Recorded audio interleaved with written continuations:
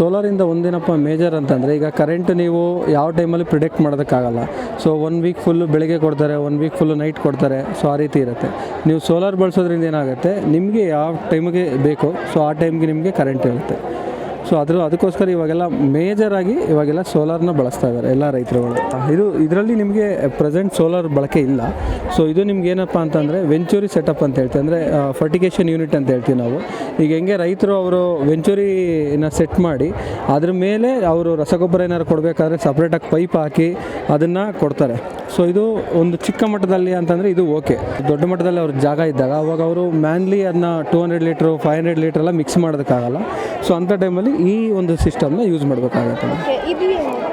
ಇದು ಬಂದು ನಿಮಗೆ ಹವಾಮಾನ ಮತ್ತು ಮಣ್ಣು ಮಾನಿಟರಿಂಗ್ ಮಾಪನ ಅಂತ, ಅಂದರೆ ವೆದರ್ ಸ್ಟೇಷನ್ ಆ್ಯಂಡ್ ಸಾಯಿಲ್ ಮಾಯ್ಚರಿಂಗ್ ಯೂನಿಟ್ ಅಂತ ಹೇಳ್ಬಿಟ್ಟು, ಅಂದರೆ ಮಣ್ಣಲ್ಲಿ ಎಷ್ಟು ತೇವಾಂಶ ಇದೆ ಅದನ್ನು ಮೆಜರ್ ಮಾಡ್ತಾ ಇರುತ್ತೆ ಒಂದು. ಅದಾದಮೇಲೆ ಹವಾಮಾನ ಅಂತಂದರೆ ಸೂರ್ಯನ ಪ್ರಖರತೆ ಹೇಗಿದೆ, ಗಾಳಿಯ ವೇಗ ಹೇಗಿದೆ, ಗಾಳಿ ದಿಕ್ಕು ಯಾವ ಕಡೆ ಇದೆ.